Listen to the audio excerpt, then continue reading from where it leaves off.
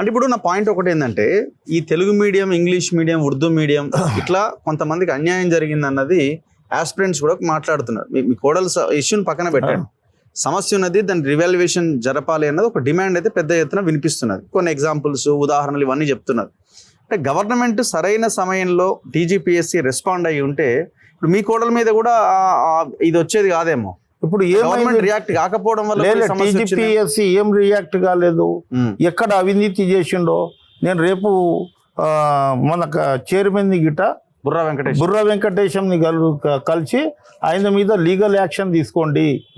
మీ సంస్థ ఏదైతే autonomous body ఉందో అది బురద జల్లే ప్రమాదం ఉంది, ఆయన మీద లీగల్ ఇవాళ ఆయన మాట్లాడిండు. ఎక్కడన్నా ప్రూవ్ చేస్తే మేము లీగల్గా ఇది చేస్తామని చెప్పడం జరిగింది. ఎందుకు అసలు నీ దగ్గర సమాచారం లేదు? ఆ పబ్లిక్ సర్వీస్ కమిషన్ గురించి నీకు తెలియనే తెలియదు. ఎవరో ఇస్తే ఫస్ట్ ర్యాంక్ వచ్చింది రాములు నాయక్ కోడలు అని నీ పేపర్లో ఇంత పెద్దగా చూస్తే నువ్వు ఫస్ట్ ర్యాంక్ వచ్చిందని రుజువు చేయి, నేను సర్టిఫికెట్ వెరిఫికేషన్కే పంపించను. గ్రూప్ 4 ఉద్యోగానికి ఇట రాజీనామా చేపిచ్చేస్తాను. ఇప్పుడు నాకు ఉద్యోగంతో అవసరం లేదు. కానీ ఒక మహిళ, పిల్లలు, మీరందరూ ఇప్పుడు చదువుకున్న వాళ్ళంతా హట్ అవుతారు. చదువుకున్న వాళ్ళు తప్పకుండా హట్ అవుతారు. అరే ఈయన పైరవి చేసిండేమో, ఈయన పవర్లో ఉన్నాడు, గవర్నమెంట్లో ఉన్నాడు. కానీ ఎప్పుడు ప్రభుత్వం పారదర్శకంగా, పోయినసారి వీళ్ళ పేపర్లు లీకు, వీళ్ళ చరిత్ర, వీళ్ళు అనే పక్కడబందిగా ఎగ్జామ్స్ ఇది చేసిన తర్వాత ఆ 18 సెంటర్లో ఇంత వస్తుందా, 19లో ఇంత వస్తుందా, 20లో ఇంత వస్తుందా అంటే 2000 మంది రాసే సెంటర్లో ఎక్కడైనా రావచ్చు. ఆమెను ఎక్కడైనా కూర్చోబెట్టి ఒక పేపర్ ఇప్పుడు నీ తొలి వెలుగు ఆఫీసులో కూర్చోబెట్టి, ఈడ కూర్చోబెట్టి నీవే ఒక జనరల్ పబ్లిక్ చేయి. ఆమె 100కు ఒక 80-90 మార్కులు తీసుకొస్తారు. నీవే క్వశ్చన్ అని అడుగు. అటువంటి చదువుకున్న అమ్మాయిని ఆమె కోడలు అంటే ఆమె హట్ అవుతుంది. ఓన్లీ ఇప్పుడు కౌశిక్ రెడ్డి ఒక్కడే క్వశ్చన్ చేస్తుండే మీ కోడల పేరుని. అంటే మిగతా బీఆర్ఎస్ వాళ్ళు కూడా మాట్లాడుతున్నారు కానీ ఎవరు మాట్లాడతలేరు. ఎందుకు మాట్లాడతారు? అదే అందులో నిజాయితీ ఉంది. ఇప్పుడు నేను రాకేష్ చూస్తూ వస్తున్నా టీవీలో, ఆయన మాట్లాడిన పద్ధతి ఏదో నోరుదారి, నేను తొందరగానే నేను కౌశిక్ రెడ్డి అనేది నాకు పేరు రావాలి, నేను వాగాలి, నాకు పోలీసు వాళ్ళు అరెస్ట్ చేయాలి, నాకు రకరకాలుగా ఇది చేయాలనే ఉద్దేశంతో మాట్లాడుతుండు. కానీ ఆయన మాట్లాడే భాష కానీ, ఆయన మాట్లాడే విధానం కానీ, ఆయన ఈ కుటుంబ సభ్యుల పైన బురద జల్లే ఇది గీయటం మంచి పద్ధతి కాదు. వాళ్ళ బిడ్డ ఉంది, మేము మాట్లాడవచ్చా? 7th ఆయన రికమెండ్ చేసుకొని పాస్ చేయించకుండా, అమ్మాయికి 10th రికమెండ్ చేసుకొని పాస్ చేయించకుండా, ఇంటర్మీడియట్ వాళ్ళ చదువు, వాళ్ళ స్కిల్డ్, వాళ్ళు చదువుకునే మార్కులతోటి వాళ్ళకి. మీరు ఎందుకు ఒక మీడియా గాంధీ భవన్లో ప్రెస్ మీట్ పెట్టారు? ఇప్పుడు మా దగ్గర కూడా వచ్చారు పిలవగానే. సో ఈ అంశాన్ని ఎందుకు చెప్పాలని అనుకుంటున్నారు? మీరు చాలా క్లారిటీగానే ఉన్నారు కదా, క్లియర్ గానే ఉన్నారు కదా. నేను ఎందుకు చెప్పాలని అనుకుంటే, పెద్ద లీడర్ గా మీకు చాలా పనులు ఉంటాయి. లేదు, ఎందుకు చెప్పాలనుకుంటే నేను మౌనంగా వహిస్తే, మౌనంగా ఉంటే ఆయన ఏమనుకుంటాడంటే, ప్రజలు గిట్ట ఏమనుకుంటారంటే, అరే కౌశిక్ రెడ్డి చెప్పింది వాస్తవమే, అందు గురించి రాములు నాయక్ పైన ఇంత పెద్ద ఆరోపణలు వచ్చినా ఏం చేయలేదు. చాలా మంది నాకు అడ్వైజ్ ఇచ్చారు. 19 తారీఖు వరకు వెరిఫికేషన్ అయిపోతుంది, 20 తారీఖు రోజుని ప్రెస్ పెట్టమంటే నేను చెప్పిన, నాకు ఉద్యోగంతో ఇది లేదు, మాకు బురద మీద వచ్చే ఉద్యోగం మాకు అవసరం లేదు. ఇలా మేము బతుకుతాం మా కాళ్ళ మీద. బాబాసాహెబ్ అంబేద్కర్, జ్యోతిరావు పూలే సిద్ధాంతాల మీద కట్టుబడి ఉన్నాం. ఆమె ఫస్ట్ ఏం చేస్తుంది అంటే పొద్దుగల స్నానం చేసి బాబాసాహెబ్ని మొక్కుతుంది ఇంట్లో. తర్వాత సరస్వతి తల్లికి అయితే మేము చూడలేదు, కానీ సావిత్రిబాయి ఏదైతే జ్యోతిరావు పూలే మిస్సెస్ పేరు, ఆమె సావిత్రిబాయి పూలేని దండం పెట్టి పుస్తకం చేసి ఆమె ఎప్పుడు చదువుతుంది, ఎప్పుడు తింటుందో ఆమెకే తెలియదు.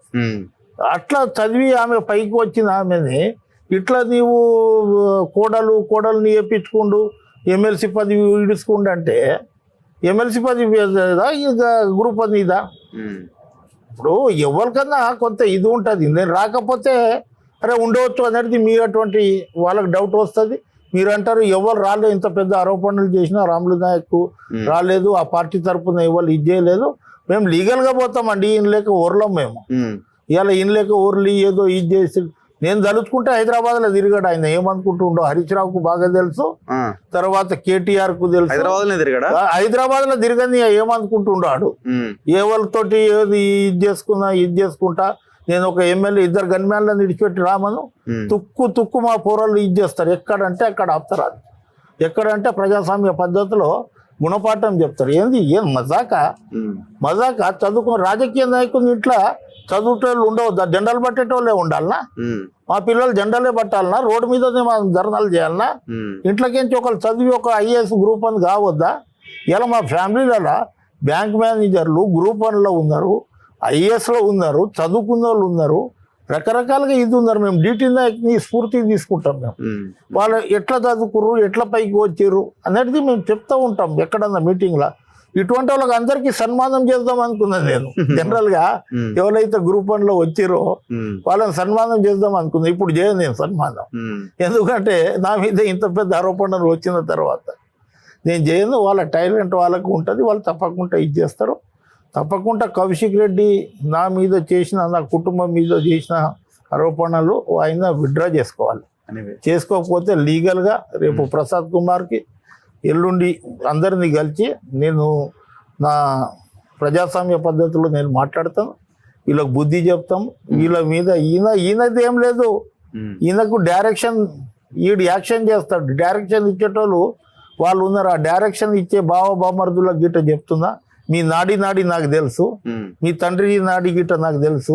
2005లో వచ్చినావు, నువ్వెక్కడ ఉద్యమకారు? నీవు ఇలా ఉద్యమకారుల మీద నువ్వు అక్కడికించి పార్టీ ఆఫీస్కించి ఇటువంటి ఉద్యమంలో పనిచేయని వాళ్ళకు విమర్శించుస్తావా?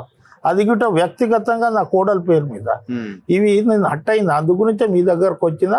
రేపు కేసీఆర్ గిట్ట ఉత్తరం రాస్తా, ముఖ్యమంత్రి గిట్ట రాస్తా, ఈయన మీద యాక్షన్ తీసుకోండి.